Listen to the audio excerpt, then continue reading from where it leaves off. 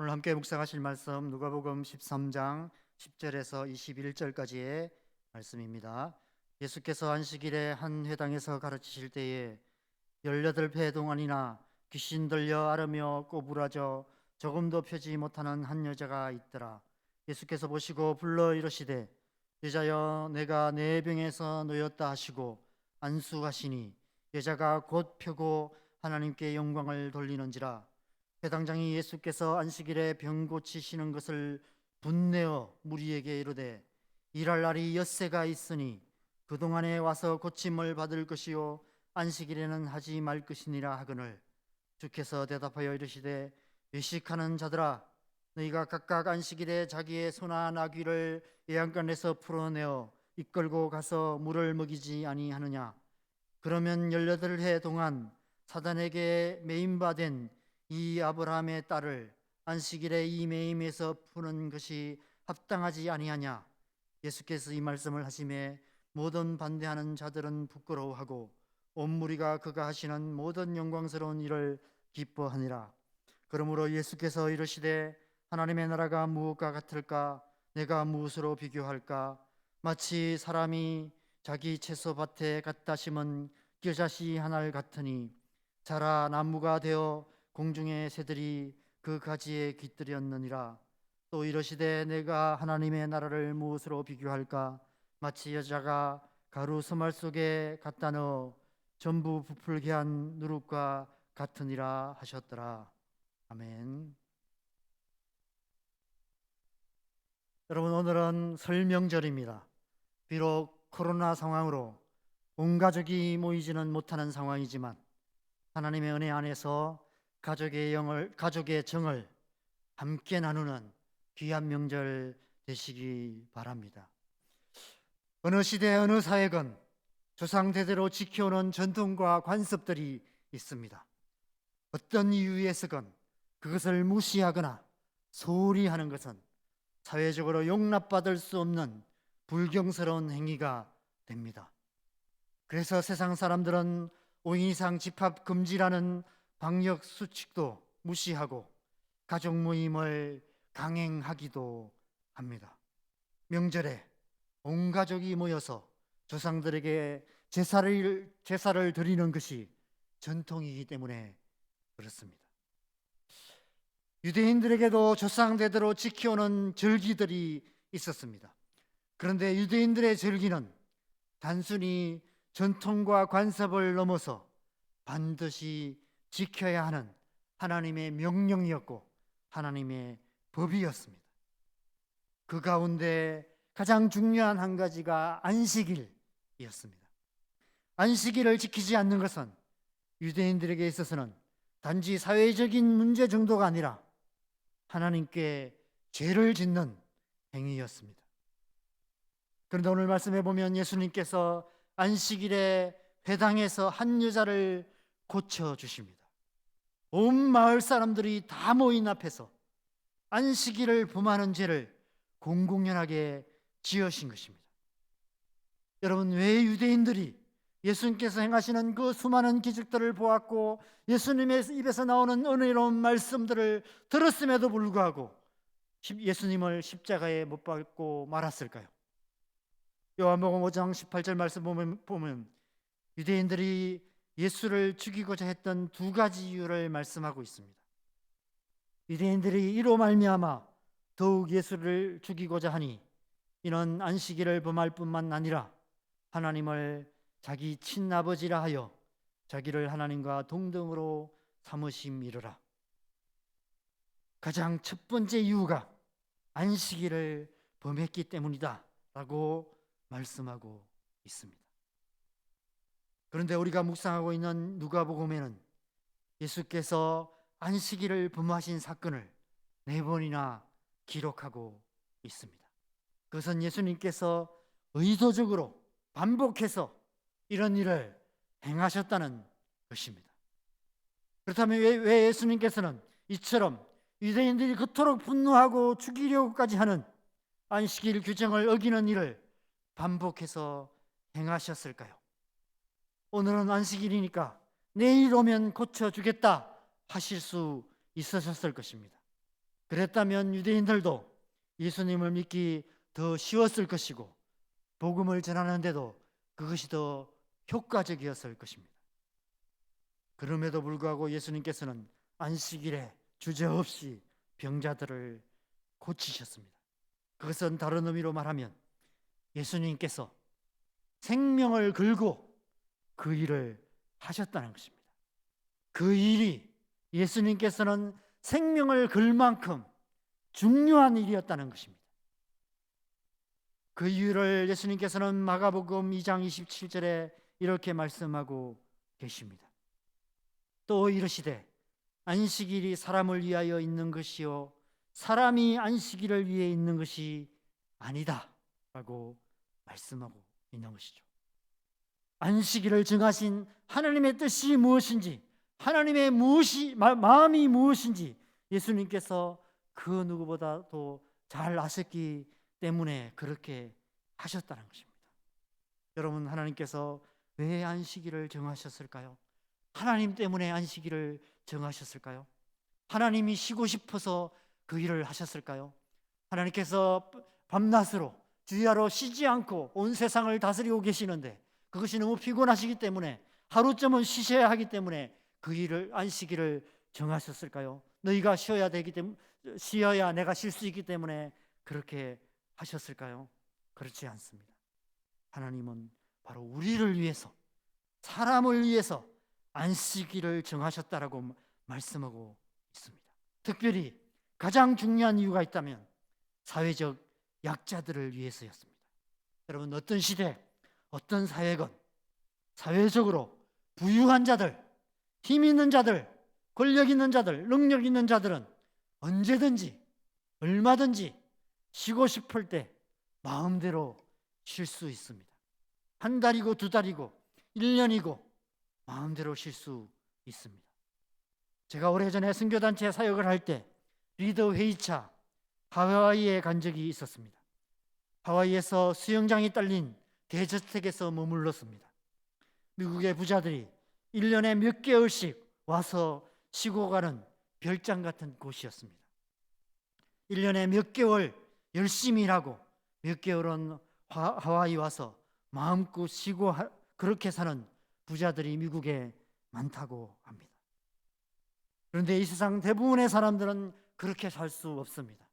특히 가난하고 힘없는 자들이나 당시의 종들은 1년 365일 하루도 쉬지 못하고 일해야만 살아갈 수 있습니다. 그래서 하나님께서 안식일을 율법으로 정하신 것입니다. 하나님을 위해서가 아니라 사람을 위해서, 사회적 약자들을 위해서 안식일을 정하신 것입니다. 그것은 다른 율법들도 마찬가지죠. 하나님을 위해서가 아니라 바로 우리를 위해, 사람들을 위해, 약자들을 위해서 그 율법들을 정하신 것입니다. 그런데 유대인들은 그 하나님의 마음, 하나님의 뜻을 알지 못한 채 오히려 하나님의 뜻과 반대로 사람이 안식일을 위하여 있는 것처럼 만들어 버렸습니다. 온갖 율법의 규정들로 약한 자들을 더 단단하게 얽매어서 오늘 말씀에 18배 동안이나 귀신 들려 앓으며 꼬부라져 조금도 펴지 못하는 여자와 같은 그런 상태로 만들어 버린 것입니다. 어쩌면 이런 여인의 모습이 그 당시 수많은 이스라엘 백성들의 영혼의 모습이고 어쩌면 오늘날 우리 영혼의 모습이 아닌가 하는 생각이 듭니다. 전통과 관습에 얽매여 마음이 상하고 포로되고 억압받고 갇혀있는 우리의 영혼의 모습이 바로 이 여인의 모습이 아닐까 생각. 누가복음 4장 18절 19절 말씀을 보면 예수님께서 광야의 시험을 마치시고 갈릴리에 오셔서 복음을 전하기 시작하시는데 안식일에 회당에 가셔서 가장 먼저 전하신 말씀이 있습니다. 이사야 61장 말씀인데 누가복음 4장 18절 19절 말씀에는 이렇게 말씀하고 있습니다. 주의 성령이 내게 임하셨으니 이는 가난한 자에게 복음을 전하게 하시려고 내게 기름을 부으시고 나를 보내사 포로된 자에게 자유를, 눈먼 자에게 다시 보게 함을 전파하며 눌린 자를 자유롭게 하고 주의 은혜의 해를 전파하게 하려 하심이라 하였더라. 예수께서 이 땅에 오신 이유가 바로 이 때문입니다. 복음으로 포로된 자, 눌린 자를 자유케 하시기 위해서 예수님께서 이 땅에 오신 것입니다. 그래서 안식일에 바로 이 하나님의 말씀대로 행하신 것입니다. 안식일의 회당에서 바로 이 눌린 자, 귀신 들린 자, 18년 동안이나 억눌려서 말조차 할 수 없는, 펼수조차 없는 이 여인을 생명 걸고 이 여인을 고치셨던 것입니다. 그 이후에 18절에서 21절 말씀에 예수님께서 하나님 나라를 겨자씨와 누룩에 비유하고 계십니다. 여러분, 겨자씨와 누룩은 눈에 보이지 않을 만큼 작은 것이지만 그것이 큰 나무를 이루고 가루 서마를 부풀게 만든다라고 말씀하고 있습니다. 그것은 우리의 삶의 아주 작은 변화가 하나님 나라를 이루는 나비 효과가 될 수 있다는 의미입니다. 나비 효과란 남미의 아마존 강가에 나비의 날개짓이 일으키는 미세한 바람이 점점 커져서 북미에 이르게 되면 허리케인이 될 수 있다는 그런 기상학자의 이론입니다. 아주 작은 변화가 큰 변화를 일으킬 수 있다는 것입니다. 예수님께서 안식일에 이름조차 모를 한 여인을 고치신 이 일이 겨자씨가 되고 누룩이 되어 하나님 나라를 이루게 된다는 것입니다. 왜냐하면 이 일이 사람이 안식일을 위하여 있는 것이 아니라 안식일이 사람을 위하여 있는 것이라는 이 하나님의 뜻을 이루는 일이기 때문에 그렇습니다. 이사야 61장에 약속하신 이 예수님을 보내신 그 하나님의 뜻을, 그 하나님의 약속을 이루는 그런 일이 되기 때문에 그렇습니다. 그것이 어떤 일이든, 그것이 아무리 작은 일이라도 우리가 하나님의 말씀을 따라 행하는 그 일, 하나님의 말씀을 이루는 그 일은 하나님 나라를 이루는 일이 된다는 것입니다. 그 작은 일이 하나님 나라를 이루게 된다는 것입니다. 여러분, 오늘은 설명절입니다. 우리에게 설명절은 어떤 의미입니까? 각기 삶의 터전에 흩어져 살던 부모, 형제, 친척, 친구들이 고향을 찾아 서로 만나서 정을 나누고 가족 안에 깨어진 관계가 회복되고 상한 마음이 치유되고 소원했던 관계가 더 깊어져 가는 의미 있는 그런 날이 아닐까 생각됩니다. 그런 의미에서 가족들을 위해서 명절이 있는 것입니다. 그런데 이 세상의 유교적 전통 속에서 명절은 오히려 그 반대가 되고 있습니다. 명절로 인해 오히려 부모, 형제, 특별히 시부모와 며느리의 갈등이 점점 더 깊어져 명절이 지날 때마다 오히려 가족들 간의 관계가 깨어지는 안타까운 일들이 수없이 많이 일어나고 있습니다. 명절이 가족들을 위해 있는 것이 아니라 가족이 명절을 위하여 있는 것처럼 되어 버렸기 때문입니다. 수요 새벽에도 말씀드렸던 것처럼 우리나라의 고부 갈등은 피할 수 없는 당연한 열매입니다. 하나님과의 관계에 뿌리를 둔 관계가 아니라 조상대대로 우상으로 섬겨온 유교적 전통의 뿌리를 둔 열매 없는 나뭇가지 같은 관계이기 때문에 그렇습니다. 오늘 말씀에 18회 동안이나 귀신 들려 앓으며 꼬부라져 조금도 펴지 못하는 한 여자는 어쩌면 오랜 유교 전통에 억눌린 우리네 어머니들의 모습이며 시어머니들과 며느리들의 모습인지도 모릅니다. 여러분, 어떻게 우리의 가정들이 변화될 수 있을까요? 어떻게 우리의 가족들 가운데 하나님 나라가 이루어질 수 있을까요? 겨자씨 같은, 누룩 같은, 나비의 날개짓 같은 아주 작은 변화로부터 그것이 시작될 수 있습니다. 가족들이 명절을 위해서 있는 것이 아니라 명절이 가족들이 위해 있는 날이라는 것을 기억하며, 그래서 가족들을 위해서, 가족들이 즐거워할 수 있는 일을 위해서 뭔가 작은 노력을 기울이기 시작한다면, 그 나비의 날개짓 같은 그 작은 일이, 누룩과 겨자씨 같은 아주 작은 그 변화가 우리의 가족들 안에 하나님 나라를 이루는 그런 큰 변화를 일으킬 수 있다는 것입니다. 여러분, 이번 명절이 그런 명절들이 되었으면 좋겠습니다. 이번 명절이 가족들을 위해 있는 날이 되어서, 그래서 이 설 명절을 통해서 저 여러분의 가족들 안에 하나님 나라가 이루어져 가는 그런 귀한 설날, 그런 귀한 명절 되시기를 간절히 축원합니다. 함께 기도하겠습니다. 하나님, 오늘은 우리가 조상대대로 지켜오는 명절입니다.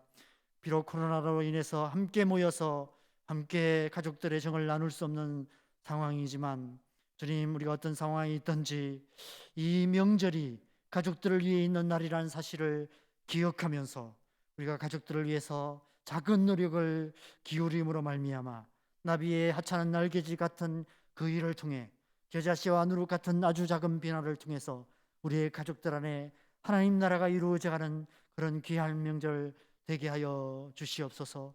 그래서 우리의 명절이 기다려지는 날이 되고, 주님, 부모 형제가 시부모와 며느리가 만날 때마다 기쁨으로 함께 나누는, 그동안 살아왔던 삶의 이야기들을 나누고 어려움을 함께 나누고 상처받은 마음들을 치유되고 서로의 짐을 함께 짐으로 말미암아 가족 공동체를 이루고 가족이 하나님의 나라가 되어가는 그런 명절들 될 수 있도록 하나님 은혜 베풀어 주시옵소서.